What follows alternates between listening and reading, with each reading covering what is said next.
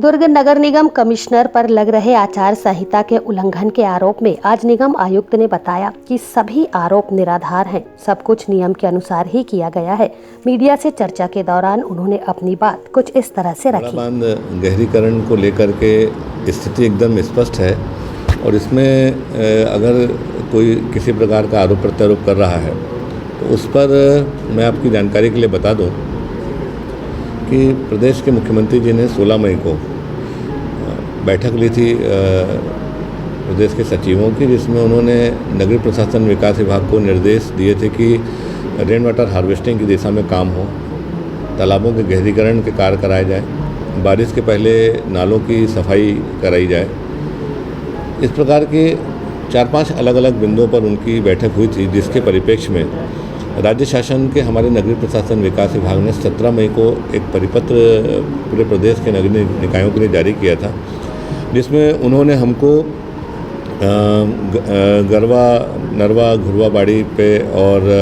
निकायों को टैंकर मुक्त करने के लिए, तालाबों की सफाई के लिए, तालाबों के गहरीकरण के लिए, रेन वाटर हार्वेस्टिंग के लिए, बृहद नालों की सफाई के लिए और औद्योगिक क्षेत्रों में बीमारी जो होती है उससे बचाव को लेकर के प्रभावी काम करने के लिए निर्देश उन्होंने जारी किया था। इसमें सबसे बड़ी बात ये थी कि चूँकि यह परिपत्र 17 मई को जारी हुआ था और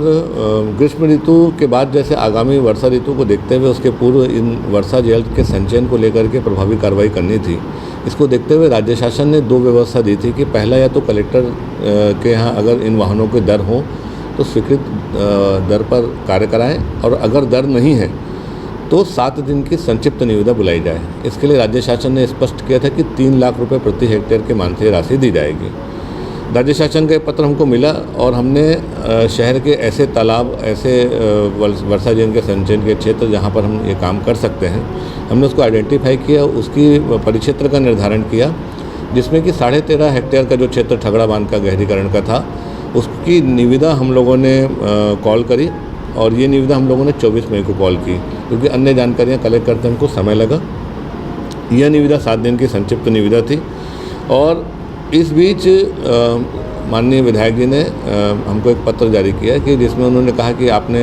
शहर के तालाबों के लिए निविदा बुलाई है और इस तालाब के गहरीकरण की दिशा में कुछ संस्थाएं निःशुल्क रूप से काम करना चाहती हैं। तो माननीय विधायक जी ने जब हमको पत्र भेजा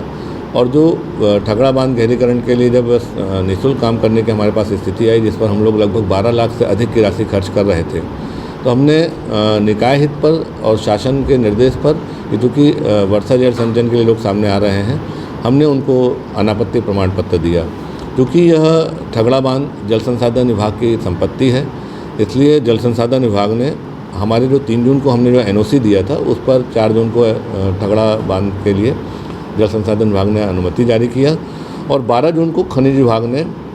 400 घन मीटर के मुरुम खनन की अनुमति जारी कर दी और इस प्रकार का काम निःशुल्क रूप से किया जा रहा है। 400 घन मीटर के लिए जो भी निर्धारित राशि खनिज विभाग ने की होगी उसका भुगतान ठेकेदार के द्वारा किया गया है और 12 लाख रुपए जो हम लोग राशि इसमें खर्च कर रहे थे वो निकाय को हमारी उसमें बचत हुई है। तो इसमें किसी प्रकार से आचार संहिता का उल्लंघन नहीं है, मतलब ये आरोप निराधार है। मैंने बता दिया आपको तारीख वाइज कि 16 मई से लेकर के 12 जून तक की जो स्थिति चली। अब आचार संहिता के कौन से दायरे को लेकर के वो बात कर रहे हैं मुझको जानकारी नहीं है और किस प्रक्रिया की चर्चा कर रहे हैं, क्योंकि इसके पहले भी ठगड़ा बांध का गहरीकरण हुआ है और लोगों ने निःशुल्क गहरीकरण किया है। तो निःशुल्क पर किसी प्रकार का आक्षेप करना,